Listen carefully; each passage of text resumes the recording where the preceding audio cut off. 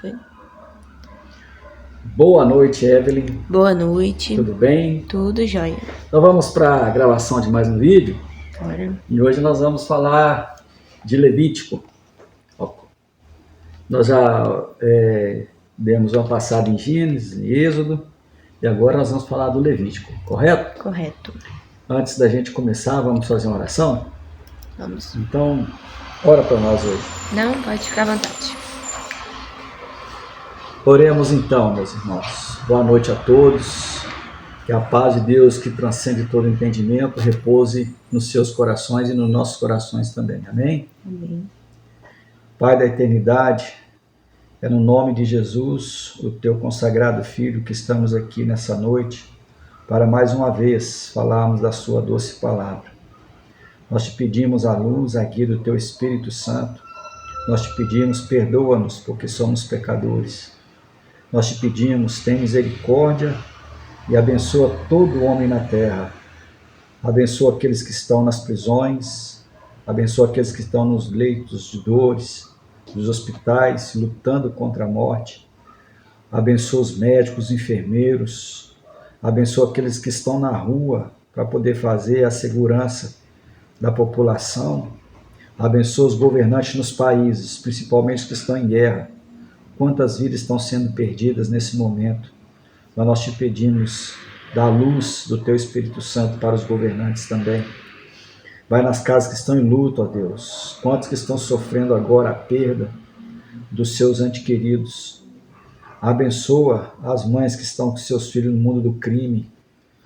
Ajuda as mães a te buscar, a pedir ao Senhor a libertação dos seus filhos, do mundo das drogas, do mundo do crime. E no tempo certo converta o coração para que eles também possam abundantemente usufruir da tua graça aqui nessa terra também. Nós te pedimos nesse momento, queira nos iluminar, nos dar a guia do teu Espírito Santo, nos ajuda para que nós possamos compreender a tua palavra. É o que pedimos em nome de Jesus. Amém. Amém.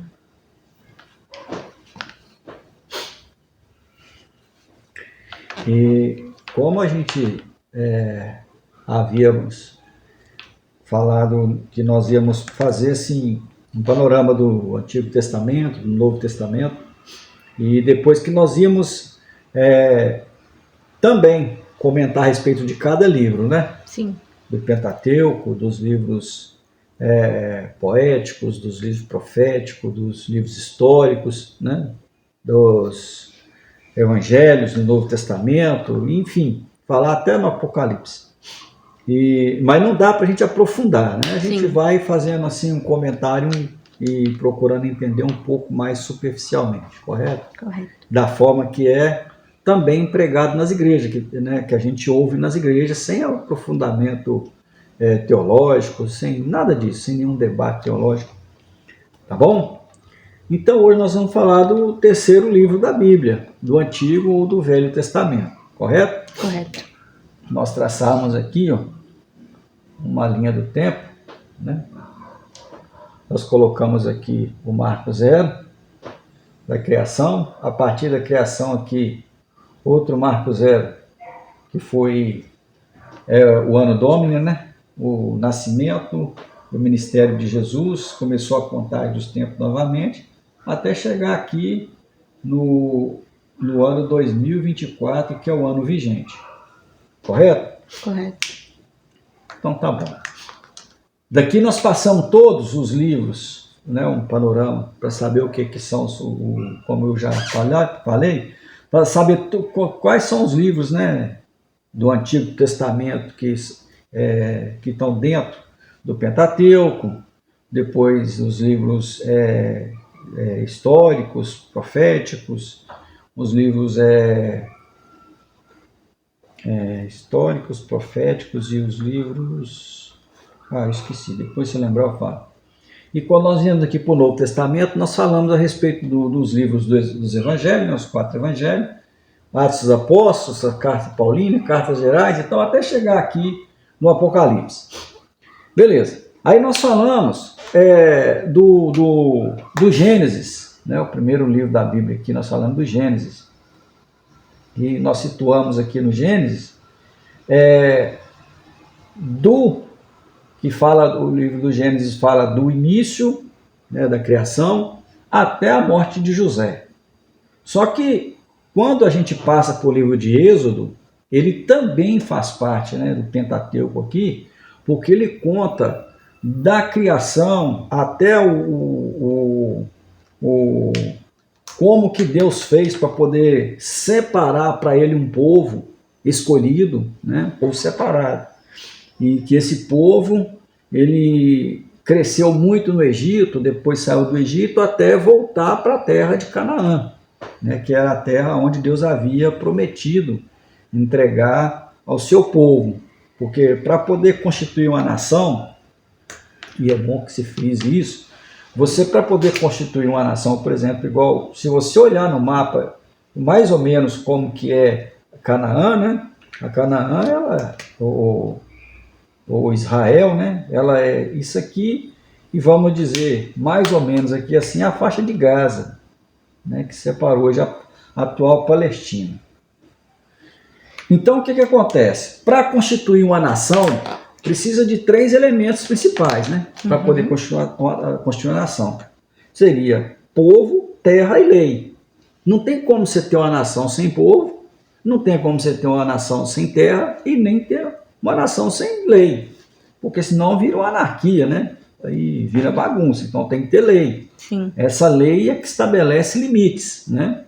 Para que todos vivam em comunidade. Correto? Então, aqui no Egito, tinha o povo. Precisava de lei para constituir essa nação. O que Deus fez? Tirou o povo do Egito e antes de chegar à Terra Prometida, Deus constituiu as leis. Sim. Certo? O mais conhecido que a gente sempre ouve pregar nas igrejas são os 10 mandamentos. Mas aquilo ali é uma síntese das leis. Porque leis tinha mais de 300 leis, né? Para poder, vamos dizer assim, para poder estabelecer limites, né, de toda ação humana, daquele povo que Deus estava separando e que ia constituir uma nação. Depois que ele, então, fez isso, que o povo peregrinou no deserto, aí veio a terra, né, que aí veio a terra de Canaã. Quando veio a terra, então, sim, ali tinha uma nação pronta, porque nós tínhamos os 3 elementos principais, que era o povo, era a lei e era a terra. Correto? Correto. Então, beleza. Então, nós falamos desses gêneros, nós falamos do Êxodo, né? Que o Êxodo trata da saída do povo do Egito. Então, nós temos aqui o Gênesis, aqui nós temos o Êxodo. Da saída do povo do Egito, quando o faraó liberou, né, o povo para poder sair do Egito, e a peregrinação deles no deserto. Correto? Correto. Então, isso que nós vamos tratar hoje ainda está dentro disso aqui, da peregrinação no deserto. Eles ainda não tinham sido introduzidos na Canaã ainda. Eles estavam peregrinando. Sim. Porque quando eles saíram do Egito, que o Moisés chegou primeiro no Monte Sinai, aqui onde ele recebeu as tábuas da lei, ele ficou ali 1 ano. Não foi assim uma coisa... Eu tinha até falado num vídeo anterior que as coisas não aconteceram assim no estalo do dedo. Não é, a coisa não é bem assim. Teve muita coisa que aconteceu. Mas a história em si não é assim. A história, ela teve... Cada fato teve o seu tempo, né? Sim. E foi um processo, vamos dizer assim, né? Então aqui ficou mais ou menos 1 ano. Depois dele ficar 1 ano ali, ele peregrinou mais 40 anos ainda no deserto, né? Que esse cara rodando. E foi um ciclo, né? Rodando, até que Moisés ele morreu e o sucessor de Moisés entrou com o povo na Terra Prometida. Correto, Josué? Então, o que acontece? Nós vamos agora ver o livro de Levítico. Hoje, né, nós vamos aqui ver o livro de Levítico, que é o 3º livro. Nós vamos tratar agora. O que acontece aqui? Que é bom a gente saber. Daqui da criação até aqui, a saída do povo do Egito, eu acredito que deva ter em torno de 3 mil anos, mais ou menos, por aí. Porque o povo hebreu mesmo em si, a constituição da nação, né, do povo hebreu, Não tem muito tempo, não. É um povo considerado novo, uma nação nova. Porque, primeiro, se nós considerarmos aqui, Adão viveu 900 e poucos anos. Depois de 70 anos, se não me falha a memória, nasceu Noé. Noé viveu muito tempo, mas o Noé ele é pré-dilúvio e pós-dilúvio. Então, se ele viveu esse tempo todo, aí depois veio Abraão, né, Noé também viveu, acho que mais de 900 anos também. Então, só aí 1.800 anos. Então, eu acredito que está do segundo para o terceiro milênio, por aí, da criação. Eu não estou falando daqui de Jesus para lá, porque se a gente for contar da criação do que eu estou falando, está entre o segundo e terceiro milênio. Se a gente for olhar assim, tantos anos antes de Cristo, então está mais ou menos de 2 a 3 mil anos antes de Cristo. Mas eu acredito que está mais para 2 do que para 3, se for olhar de Jesus para a criação, entendeu? Sim. Eu acho que está mais ou menos entre 2 mil anos. Uhum. Isso que nós estamos tratando agora é a respeito das leis que foi dada para Moisés, correto? Correto. Então, beleza. O livro de Levítico, ele é pouco pregado nas igrejas. Quase ninguém prega Levítico nas igrejas. E acontece o seguinte, esse livro de Levítico, ele tem umas leis peculiares, porque essas leis eram específicas para os sacerdotes e sumos sacerdotes, que é a tribo de Levi. Né? Uhum. Como nós já vimos, né, quando nós falamos a respeito das arcas, né, as tribos, Sim. como que elas eram o que, por exemplo, estava o tabernáculo, né, e aqui estava a tribo de Judá, e aqui assim, e as outras tribos, e aqui tinha a nuvem é que Deus falava com o povo, né, a nuvem que estava aqui em cima, né, da arca, porque o tabernáculo ele era montável e desmontável. A arca ela era um baú, né, que era todo de ouro, tinha as argolas aqui, aonde tinha os varais, e quem pegava aqui para poder carregar isso aqui era só os sacerdotes, né, que era da tribo de Levi. Uhum. Porque qualquer outro que tocasse nela que não fosse sacerdote morria. Então, quem carregava essa arca aqui era só os levitas. E os levitas, na formação da Canaã, né, a divisão de terra, os levitas, eles não tinham terra, porque eles eram destacados em todas as 11 tribos para poder fazer o serviço lá no templo. Eles cuidavam dos utensílios do templo, essas coisas assim, né? E o sumo sacerdote, eles faziam, também era da tribo de Levi, que fazia os sacrifícios. Uhum. Correto? Correto. Ou o sumo sacerdote que entrava no lugar do Santo dos Santos, ou então os sacerdotes que ficavam ali fazendo o sacrifício de imolação, ou então de frutas, enfim, o que as pessoas levavam para poder ser sacrificado daquilo que elas trabalhavam. Sim. Beleza? Então é o seguinte, essa tribo de Levi, ela teve leis específicas, e é o que trata no livro de Levítico. Né? Por isso que fala o livro de Levítico, porque é para a tribo de Levi dos sacerdotes. Né? Por aí. Essas leis eram muito específicas, muito específicas.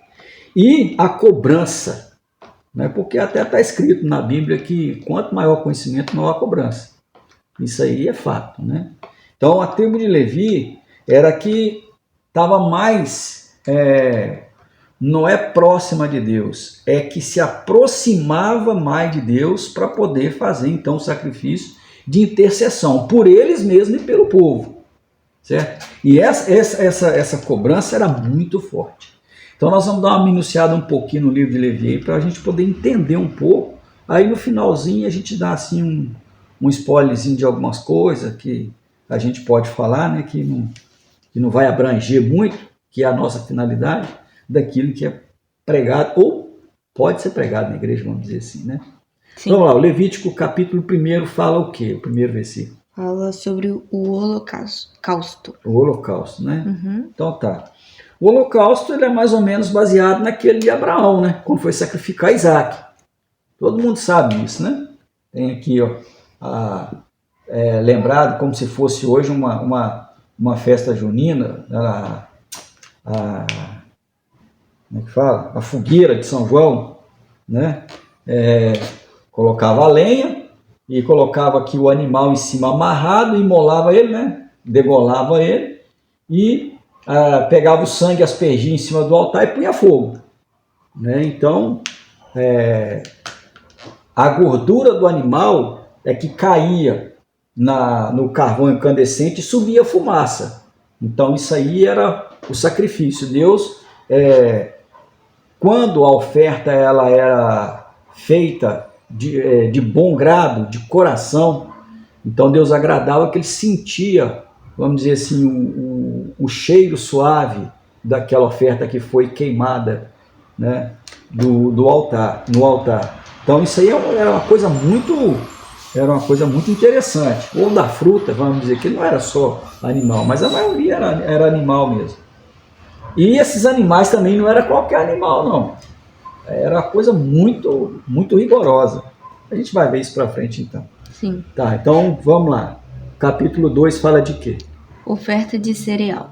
Pois é, então, igual eu falei, tinha oferta de cereal, que podia ser o grão, né? Podia ser o trigo, por exemplo, ou podia ser a azeitona, né? da oliveira, ou podia ser a uva, né? Das parreiras de uva, né? Do parreiral, ou podia ser a maçã, enfim, isso aí era contado tudo como cereal. Então tinha oferta de animais e tinha também oferta de cereal. Show. Então, 3? capítulo 3. A oferta de comunhão. Tá, então existia também a oferta de comunhão, existia a oferta alçada, a oferta da comunhão, enfim, tudo era oferta. Todas elas eram feitas ofertas no sacrifício do altar. Sim. Para frente, o 4 agora. A oferta pelo pecado. Sim, essas ofertas eram feitas de forma diferente. Tinha a oferta que era feita com ovelha, que aí existia a oferta que ela era particular da família ou da pessoa, e existia a oferta coletiva também. Por exemplo, os sacerdotes, às vezes não, existiam as ofertas que os sacerdotes sacrificavam pelo pecado do povo. E também o sacerdote também pecava. Todo mundo, Paulo falou que aquele que fala que não é pecador é um desgraçado. Então todo mundo peca. Então tinha oferta que ela era alçada pedindo perdão pelo pecado do povo. Então existia a expiação, né, que era a oferta pacífica, né, de expiação. E existia também a oferta, depois a gente vai ver para frente, que era diferente, que era feita com bode, que também só eram 2 bodes, né? E, enfim, um era sacrificado em cima do altar e o outro era espargido sangue nele e soltava no deserto. Ele andava errante pelo deserto. Então mais para frente a gente vai ver um pouquinho isso aí também. 5 fala ainda sobre a oferta do pecado e sobre a oferta pela culpa. Tá. Então vamos lá. A oferta pela culpa, do pecado. Então era necessário que todas as pessoas, ou o coletivo de pessoas, eles entendessem que realmente errou e confessassem. Não, eu estou trazendo a minha oferta aqui porque eu pequei, tal. Ou então, vou fazer a oferta pelo povo, que o povo pecou assim, assim, assim. Sim. Então, existiam essas diferenças. No 6 fala sobre a regulamentação acerca do holocausto, das ofertas de cereal e oferta pelo pecado também. Pois é, e a regulamentação, isso aí era uma coisa muito séria, porque as ofertas que eram feitas, por exemplo, eu trabalhava e eu colhia, ou eu trabalhava e aumentava o meu rebanho. Eu não podia, ou pelo menos não deveria. Por exemplo, essa regulamentação é uma coisa muito séria. Por exemplo, como eu disse que não era qualquer animal. Eu não podia ou não devia pegar o sobejo das minhas frutas, ou quer dizer, aquilo que está sobrando, ou vamos dizer assim, eu vou colher minhas frutas, aquilo que caiu no chão eu pego e levo para a oferta. Eu podia até fazer isso, mas isso tinha consequência. Por quê? Eu tinha que pegar as primícias, tinha que pegar o primeiro. Deu fruto, eu pegava os primeiros frutos, os melhores e levava.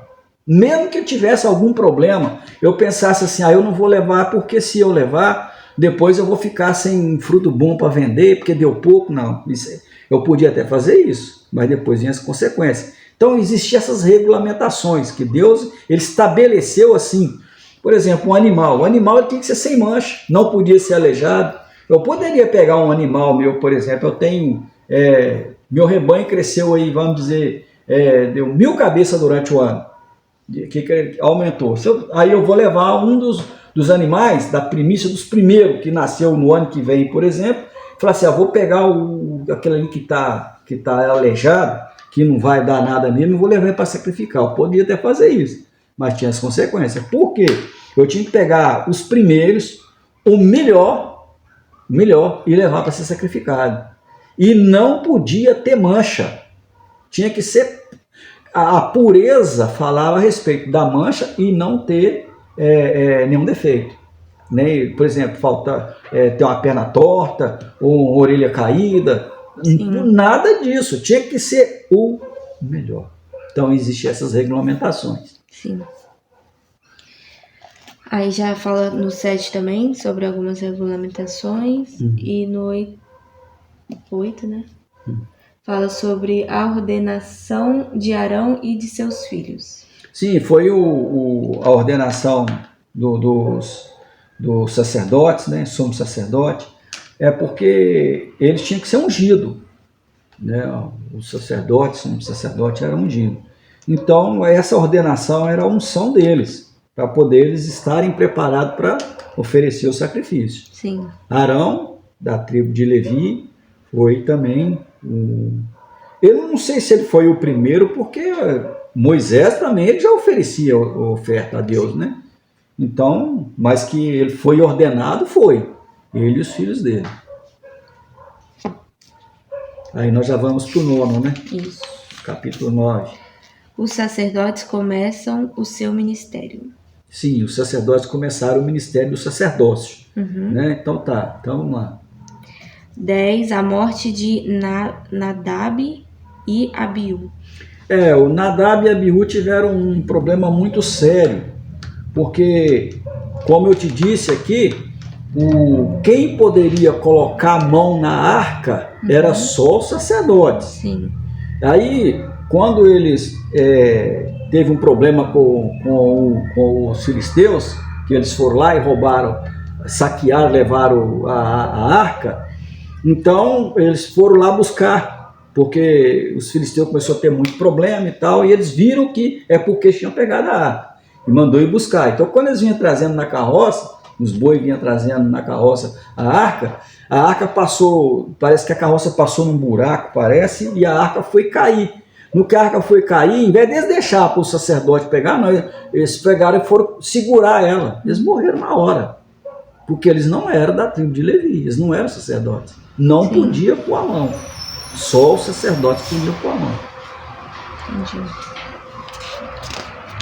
Vamos para o 11. Animais puros e impuros. Sim, aí foi a questão dos animais, que podia ser sacrificado e não sacrificado, que foi o mesmo que Deus havia falado também para comer e não comer, né? Os animais que tinham a unha rachada, né?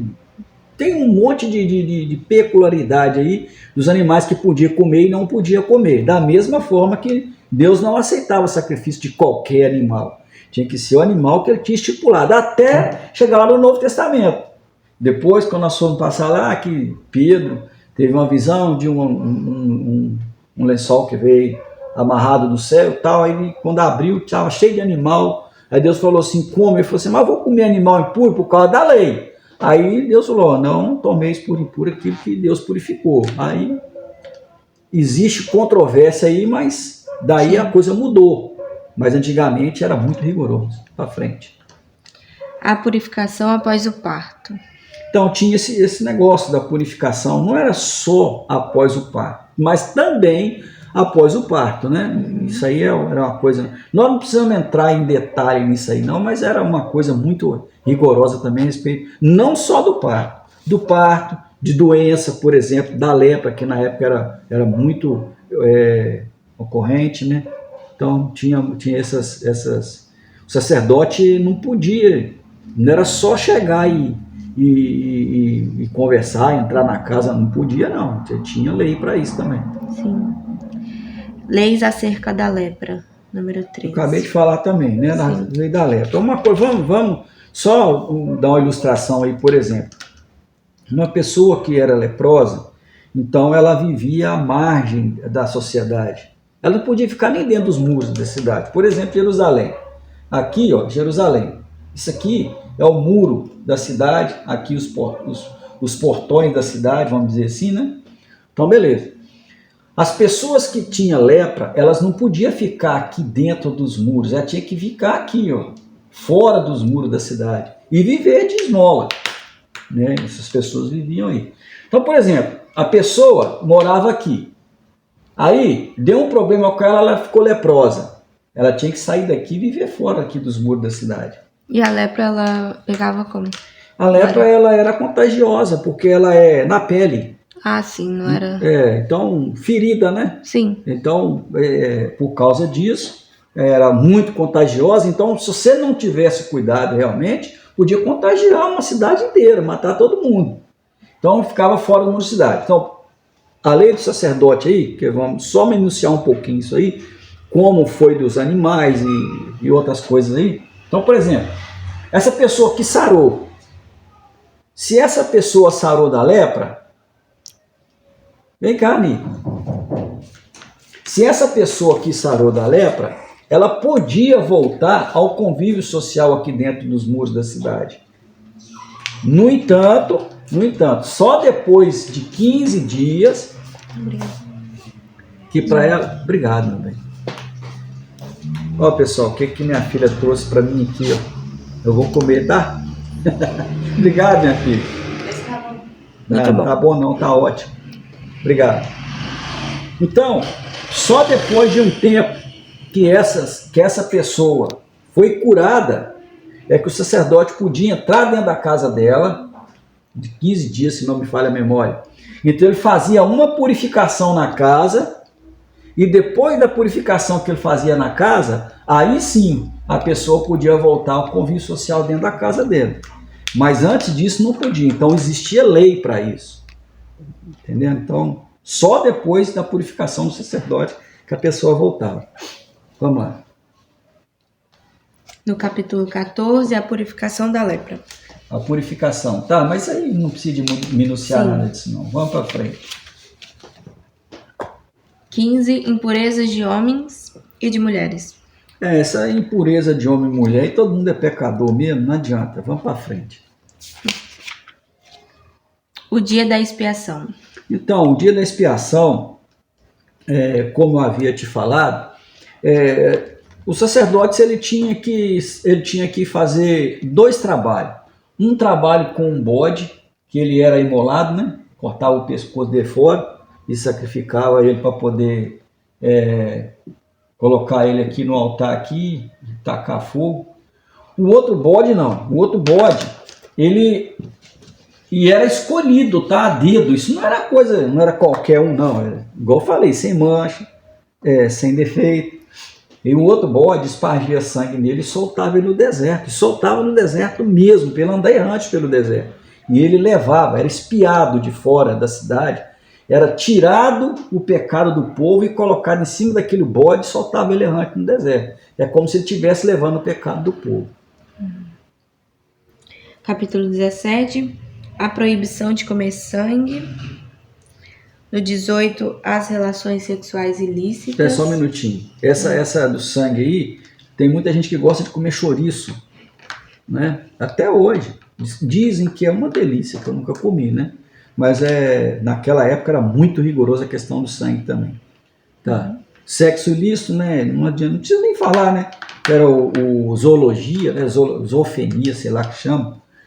Sexo de pessoas casadas, de não casado, de prostituta, enfim. Sim. Capítulo 19, diversas leis. Diversas, não, porque igual eu falei que os 10 mandamentos Sim. é uma síntese de todas as diversas leis. Capítulo 20, punição para o pecado. Sim, existia punição para tudo, inclusive apedrejamento. Uma coisa que é pouco falado, você vê que se a gente for fazer uma ponte aqui para o Novo Testamento, quando aquela mulher adúltera chegou, que eles falaram com Jesus, vão fazer o quê? Vão apedrejar. O que ele falou? Quem não tem pecado atira a primeira pedra. Porque lá a punição do pecado não era simplesmente igual hoje. Por exemplo, você ora, pede a Deus perdão, claro que Deus é que perdoa. Sim. Mas naquela época existia esse problema, tinha esse problema. Os pecados, eles eram julgados, e eles eram condenados, e eles eram executados. Inclusive apedrejamento, tá entendendo? Só que não era bem assim, você chegar, fulano fez isso. Não era assim, não. Isso também tinha lei para isso, para poder acusar uma pessoa, porque senão a acusação virava contra o acusador. Sim. Capítulo 21, regulamentação para os sacerdotes. Regulamentação, existia várias regulamentações, não precisa entrar nesses detalhes, né?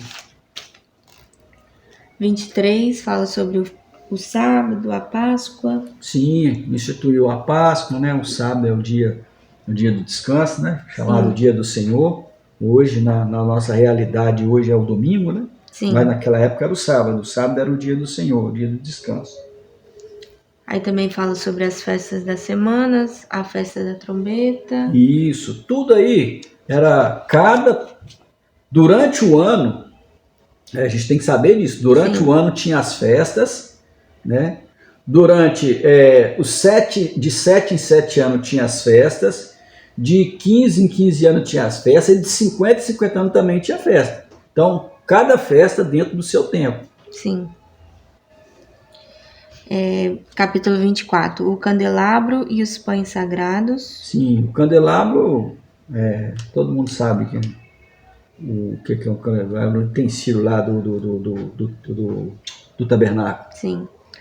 O castigo da blasfêmia. Sim, blasfemar contra Deus, né? Sim. Aí no 25 já fala sobre o ano sabático, o ano jubileu. Sim, isso é igual eu falei com você, as festas que tinha anuais, né? As festas que tinha de 7 em 7 anos, de 15 em 15, de 50 em 50. Sim. No 26 fala sobre a recompensa da obediência e o castigo da desobediência. Isso aí nós vamos ver mais em Deuteronômio 28. Deuteronômio 28 trata muito desse assunto, né? Da recompensa pela obediência e o castigo pela desobediência, né? As bênçãos que serão lançadas do monte de Gerizim, isso aí trata bem, depois vamos ver isso aí. Sim. No 27 fala sobre o resgate do que pertence ao Senhor. Sim, vamos para frente. Acabou. Tá. É o último. Depois que nós terminarmos o livro do Levítico, nós vamos entrar no livro de Números. Sim. Correto? Correto. E isso aí foi um censo que foi feito para poder saber quantos que tinham, né? Quantas pessoas que tinham, porque ia entrar numa terra, ia entrar numa nação, formar uma nação, estava faltando a terra, e essa terra tinha que ser dividida. Mas é dividir como? Tem quantas pessoas? Tá entendendo? Sim. Quais são as tribos maiores? Nós já tinha até comentado isso com você em vídeos anteriores, porque na divisão das terras, é lógico, se a tribo era maior, ela precisava de um espaço maior de terra. Sim. Se a tribo era menor, precisava de um espaço menor de terra, correto? Correto. Então precisava de um censo. Esse censo, depois nós vamos ver isso aí direitinho. Show. Mas o que eu queria frisar aqui com você é o seguinte: os sacerdotes, eles viviam nos templos e as tribos trabalhavam para poder manter o templo. Então, os sacerdotes que estavam nos templos, eles eram mantidos pelas tribos que trabalhavam e mantia os sacerdotes dentro dos templos. O sacerdote ficava dentro dos templos só para poder cuidar dos templos, fazer os sacrifícios, enfim. Então eles estavam ali para isso. Sim. E eles tinham que ser cuidados pelas outras tribos. Então, por exemplo, tinha 11 tribos. As tribos que estavam dentro os levitas que estavam dentro da tribo de Judá, eles ficavam no templo e todos trabalhavam de manter eles. Que estavam na tribo de de Manassés, todos trabalhavam de manter os levitas que estavam na tribo de Manassés. Que estavam na tribo de Judá, todos trabalhavam para poder manter a tribo. Você está entendendo? Uhum. E assim por diante. Efraim, Zebulon, enfim. Isso porque Deus estipulou dessa forma. Agora, era muito rigoroso nas leis que Deus implantou para eles. O sacerdote não era qualquer pessoa. O sacerdote, ele não vestia qualquer roupa. O sacerdote, para poder fazer um sacrifício, ele não podia estar conversando aqui agora, chegou alguém para fazer um sacrifício, ele corria lá e fazia. Não era isso, ele tinha uma preparação, um ritual primeiro. Ele tinha que primeiro se preparar para depois oferecer uma oferta. Porque se ele não fizesse isso, com certeza ele ia sofrer consequência. Você está entendendo? Sim. Tinha que tomar. O cara tinha que tomar banho, o cara tinha que vestir uma roupa especial para aquilo. Tá entendendo? O cara não podia ir lá com a cueca suja. Não é assim, não. A coisa era muito rigorosa. Tá? E o sumo sacerdote ainda era pior. Porque aonde o sacerdote entrava no lugar dos santos, era um lugar escuro, onde ficava a arca, né? Era um lugar escuro. Ele não podia entrar sem uma roupa específica para aquilo, com os sinetes na barra da roupa, porque quando ele ia andando, aquele sinete ia fazendo barulho. E se ele morresse lá dentro, ninguém podia entrar para poder tirar de dentro. Então ele entrava com uma corda, né, amarrada na cintura, porque se ele não fizesse barulho ao andar, as pessoas podiam supor que ele tinha morrido, ou ele tinha desmaiado, sei lá o que lá dentro. Então eles não podiam entrar, eles arrastavam ele para fora, através da corda que ele levava amarrado na cintura. Então era coisa muito específica. Essa questão do sacerdócio na época era uma coisa muito, muito, muito, muito rigorosa. Não é igual hoje. Camarada não tá nem aí, a gente não tá nem aí, vamos dizer. Falar por mim, então. Não vou falar de ninguém, falar de mim mesmo. Não é assim. Eu falar tal, eu tô aqui, por exemplo, eu vou ali na hora que eu preciso e oro. Eu posso orar em qualquer lugar. Isso é o que eu penso. Eu posso orar porque nós somos feitos reis e sacerdotes. Então eu posso orar em qualquer lugar. Estou orando em qualquer lugar. Mas se eu tenho tempo de tomar um banho, colocar uma roupa adequada para me poder chegar ali, ajoelhar ou mesmo em pé e orar a Deus, por que eu não posso fazer isso? Você está entendendo? Sim. Só que quem faz? Porque na lei isso era muito rigoroso, cara. Por exemplo, eu vou para a igreja, eu saio do meu trabalho, por exemplo, isso é o que eu penso, não estou falando que é certo, que é errado, falando o que eu penso. Eu saio do meu trabalho, eu vou na igreja, e saio direto do trabalho, vou para a igreja, tá bom, eu estou saindo do trabalho. Agora eu estou dentro de casa o dia inteiro. Aí de repente, vou para a igreja. Aí eu não tomo um banho, não troco de roupa, nem vou para a igreja. Eu sei lá, eu não concordo com isso não. Eu não concordo. Estou falando que está certo, está errado. Eu não concordo e jamais faria uma coisa dessa. Você está entendendo? Porque era muito rigoroso e eu acredito que não mudou muita coisa não. Só que hoje nós vivemos debaixo da graça, né? A graça de Deus abunda em nós, porque quem somos nós? Ninguém foi digno de cumprir a lei, então Jesus teve que vir cumprir a lei. E ninguém foi digno de cumprir a lei. Só que eu penso assim, se é para Deus, a gente tem que dar o melhor, né?